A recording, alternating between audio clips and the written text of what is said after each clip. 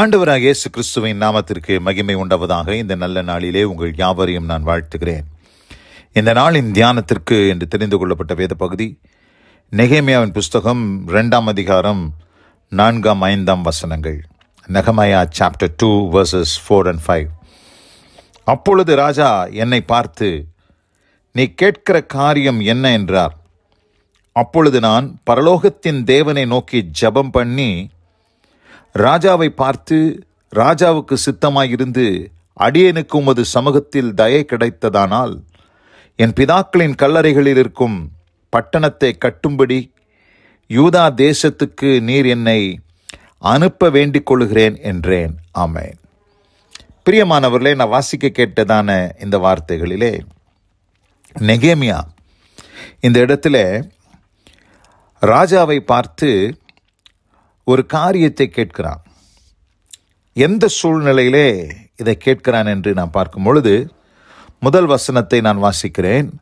அர்த்தசஷ்டா ராஜாவின் 20ஆம் வருஷம் நிசான் மாதத்திலே திராட்சரசம் ராஜாவுக்கு முன்பாக வைத்திருக்கையில் நான் அதை எடுத்து அவருக்கு கொடுத்தேன். நான் முன் ஒருபோதும் அவர் சமூகத்தில் துக்கமாயிருந்ததில்லை.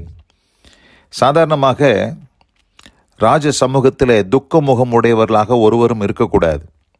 ஏனென்று சொன்னால் அது அவர்களுடைய மோடியே கெடுத்துரும். அதனால் ராஜாவுக்கு முன்பாக அப்படி இருக்கக்கூடாது. இவன் ஒரு பானபாத்திரக்காரன், ராஜாவுக்கு பானம் கொடுக்கிற பானபாத்திரக்காரனாக இருக்கிறான். அப்படிப்பட்ட ஒரு சூழ்நிலையில் இவன் ஒரு நாளும் துக்க முகமாக இருந்ததில்லை. ஆனால் அன்றைக்கு துக்க முகத்தோடு நெகேமியா ராஜ சமூகத்தில் நிற்கிறார். அப்பொழுது ராஜா என்னை பார்த்து, நீ துக்கமுகமாய் இருக்கிறது என்ன? உனக்கு வியாதி இல்லையே, இது மனதின் துக்கமே ஒழிய வேறொன்றும் அல்ல என்றார். அப்பொழுது நான் மிகவும் பயப்படுறான். ஐயோ, ராஜா என்ன பண்ண போறாரு? என்னை கொன்னுற போறாரா? ஏண்டா இப்படி நிற்கிறேன்னு சொல்லி என்னை தண்டிக்க போறாரா என்று சொல்லி அவன் பயந்து இருக்கிறான்.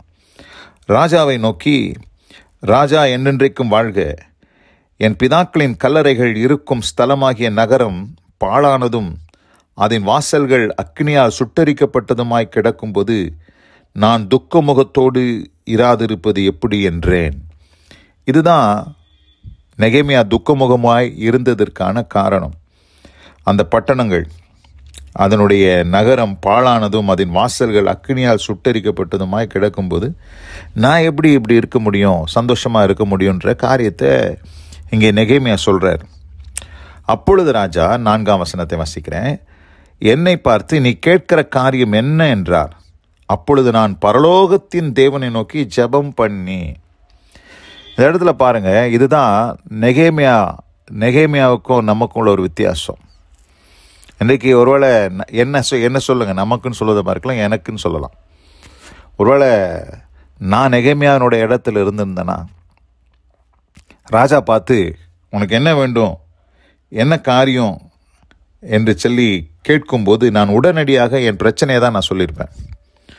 ஆனால் நெகேமியா தன் பிரச்சனையை சொல்லாமல், அங்கே நெகேமியா செய்த காரியம் ஒரு இக்கட்டான சூழ்நிலை. ராஜா சமூகத்தில் நின்றுட்டுருக்கிறார். ராஜா கேள்வி கேட்குறாரு. ராஜா சமூகத்தில் பதறி எதையுமே பேசக்கூடாது, எது பேசினாலும் குற்றமாக மாறும். அப்படிப்பட்ட சூழ்நிலையில் அப்பொழுது நான் பரலோகத்தின் தேவனை நோக்கி ஜெபம் பண்ணி. அப்போ ராஜாவுக்கு பாருங்க, கோபம் வருமா வராதா? நான் ஒரு பதில் கேட்டால், நான் ஒரு கேள்வி கேட்டால் நீ எனக்கு பதில் சொல்லாமல் என்னடா பண்ணிட்டு இருக்கிற நீன்னு கேட்க மாட்டார். ஆனால் நெகேமியா அதை குறித்து அவன் கவலைப்படலை. அந்த ப்ரியாரிட்டி, தேவனுக்கு கொடுக்க வேண்டிய முன்னுரிமையை அங்கே நெகேமியா கொடுத்ததை நாம் பார்க்க முடிகிறது. அங்கே தேவனை நோக்கி அவன் ஜெபம் பண்ணுகிறான்.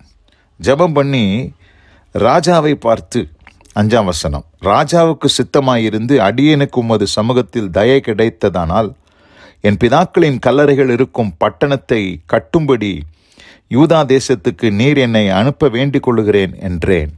இந்த இடத்துல உடனடியாக அவனுடைய பாரத்தை பகிர்ந்து கொள்கிறான். என்ன வேண்டும், நான் என்ன செய்ய விரும்புகிறேன் என்கிறதை தைரியமாக ராஜாவினிடத்தில் சொல்லுவாங்க. அந்த தைரியம் எங்கேருந்து வந்துச்சுன்னா, அந்த பரலோகத்தின் தேவனை நோக்கி அவன் ஜெபித்ததினாலே. பரலோகத்தின் தேவன் பூமியில் இருக்கக்கூடிய மனுஷர்களை குறித்து அவன் கவலை இல்லை. இவங்க ராஜா, பூமியில் இருக்கக்கூடிய ராஜா. ஆனால் இவன் பானபாத்திரக்காரனாக ராஜாவுக்கு முன்பாக நிற்கிறானோ இல்லையோ, பரலோகத்தின் தேவனுக்கு முன்பாக நின்றபடினாலே பூலோகத்தில் இருக்கிற ஒருவரை குறித்தும் இவன் கவலைப்பட வேண்டிய அவசியமே இல்லை. தைரியமாக சொல்கிறான். தன்னுடைய பிரச்சனைகளை அந்த இடத்துல எடுத்து உரைக்கிறான். அப்பொழுது ராஜஸ்திரியும் பக்கத்தில் உட்கார்ந்திருந்தால் ராஜா என்னை பார்த்து, உன் பிரயாணம் எத்தனை நாள் செல்லும்? நீ எப்பொழுது திரும்பி வருவாய் என்று கேட்டார். இவ்வளவு காலம் செல்லும் என்று நான் ராஜாவுக்கு சொன்னபோது என்னை அனுப்ப அவருக்கு சித்தமாயிற்று. பாருங்க, இது நடக்காத ஒரு காரியம். ஆனால் ஒரு நீண்ட காலம் ஒரு விடுமுறையை இந்த இடத்துல ராஜா கொடுக்கிறார். போய் அந்த பட்டணத்தை கட்டுவதற்கு, அலங்கத்தை கட்டுவதற்கு. அதை கொடுத்ததற்கான காரணம் என்ன? ராஜா இப்படி ஒரு தயை பாராட்டினதற்கான காரணம் என்னன்னு பார்க்கும்போது அந்த இடத்துல அவன் செய்த ஜெபம்தான் அங்கே மேன்மையானதாய் காணப்படுகிறது. அப்போது ராஜாவுக்கு அது சித்தமாயிற்று. பின்னும் நான் ராஜாவை பார்த்து, ராஜாவுக்கு சித்தமாயிருந்தால் நான் யூதா தேசத்துக்கு போய் சேரும் மட்டும் நதிக்கு அப்புறத்தில் இருக்கிற தேசாதிபதிகள் என்னை வழிவிட்டு அனுப்பும்படிக்கு, அவர்களுக்கு கடிதங்கள் கொடுக்கும்படிக்கும், தேவாலயத்துக்கு இருக்கிற அரணின் கதவு வேலைக்கும், நகர அலங்கத்தின் வேலைக்கும், நான் தங்கப்போகிற வீட்டின் வேலைக்கும் வேண்டிய மரங்களை ராஜாவின் வனத்து காவலனாகிய ஆசாப் எனக்கு கொடுக்கும்படிக்கு அவனுக்கு ஒரு கடிதம் கட்டளையிடப்படுவதாக என்றேன். என் தேவனுடைய தயவுள்ள கரம் என் மேல் இருந்தபடியால். பார்த்தீங்களா, அந்த இடத்துல தைரியமாக கேட்குறார். தன்னுடைய விடுமுறையை கேட்டார். அதுக்கு அடுத்தபடியாக வழிவிட்டு அனுப்பும்படியான கடிதங்களை கேட்டார். அங்கே அரணின் வேலைக்கு தேவையான மரங்களை, அலங்கத்தின் வேலைக்கு தேவையான மரங்களை, தான் தங்க போகிற வீட்டின் வேலைக்கு வேண்டிய மரங்களை தைரியமாக கேட்குறார். ராஜா கிட்ட. ராஜா யோசிச்சிருப்பார், இவனுக்கு லீவ் கொடுத்ததே பெரிய காரியம், இதில் இவன் இதெல்லாம் கேட்குறானே என்று சொல்லி ஒருவேளை நம்மளாக இருந்தால் யோசிப்போம், நம்ம எப்படி கேட்கறது ராஜா கிட்ட.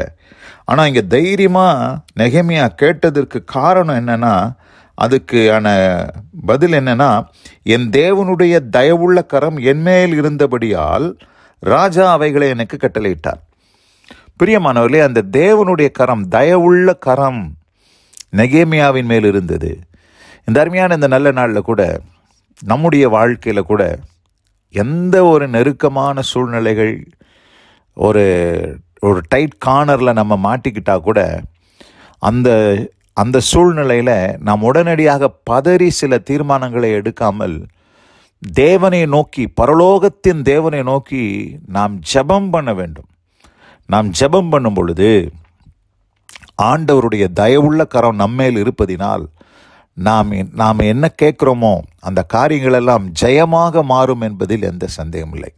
இந்த அருமையான இந்த நல்ல நாளில் கூட நாம் கற்றுக்கொண்ட இந்த பாடத்தின்படியாக உங்கள் வாழ்க்கையில், என் வாழ்க்கையில் நமக்கு போகக்கூடிய சில டைட் கார்னர்ஸ், டைட் சிச்சுவேஷன்ஸ், அதில் நெகேமியாவுக்கு வந்த ஒரு நெருக்கத்தை போல நம்முடைய வாழ்க்கையில் கூட வரும் பொழுது நாம் பதறி காரியங்களை செய்துவிடாதபடி முதலில் தேவனுக்கு முன்னுரிமை கொடுத்து பரலோகத்தின் தேவனை நோக்கி ஜெபம் பண்ணி அதற்கு பின்னதாக நாம் காரியங்களை செய்யும் பொழுது தேவனுடைய தயவுள்ள கரம் நம்மீது அமர்வதால் நாம் கேட்கிற காரியங்கள், எடுக்கிற முயற்சிகள், பிரயாசங்கள் எல்லாமே வெற்றியாய் முடியும் என்பதில் எந்த சந்தேகமில்லை. இந்த அருமையான இந்த நல்ல நாளில் கூட நெகேமியாவின் வாழ்க்கையில் நாம் கற்றுக்கொண்ட இந்த பாடத்தின்படியாய் நாமும் அப்படியே செய்வோம் எனால் நிச்சயமாகவே நம்முடைய காரியங்கள் எல்லாம் ஜெயமாய் மாறும் என்பதிலே எந்த சந்தேகமில்லை. இந்த வார்த்தைகளை கேட்ட ஒவ்வொருவரையும் கர்த்தர் தாமே ஆசீர்வதித்து காப்பாராக. God bless you all. ஆமென், ஆமென்.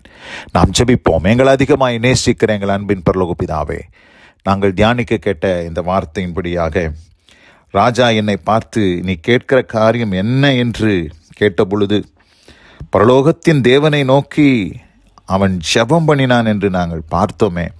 ஆண்டவரே, அதுபோல நாங்களும் கர்த்தாவே முதலாவது எங்கள் வாழ்க்கையில் மற்ற காரியங்களுக்கு ராஜாவுக்கு முன்னுரிமை கொடாமல் பரலோகத்தின் ராஜாவுக்கு, பரலோகத்தின் தேவனுக்கு நாங்கள் முன்னுரிமை கொடுத்து காரியங்களை பின்னதாக நாங்கள் செய்யும்போது அதிலே ஜெயமும் வல்லமையும் மகிமையும் உண்டாகும் என்பதில் எந்த சந்தேகமில்லை என்பதை இந்த நாளிலே நாங்கள் தியானித்த வார்த்தைகளின் மூலமாக கற்றுக்கொண்டோம். உம்முடைய தயவுள்ள கரம் நெகேமியாவில் மேல் இருந்தது போல இந்த நாளிலே உம்முடைய பிள்ளைகள் உம்மை நோக்கி ஜெபிப்பதினால் அவர்கள் மேல் உம்முடைய தயவுள்ள கரம் அமரும்படியாய் நான் மன்றாடி ஜெபிக்கிறேன். ஆசீர்வதித்து காத்துக்கொள்ளும். இயேசு கிறிஸ்துவின் பல நாமத்தில் பிதாவே, ஆமென், ஆமென்.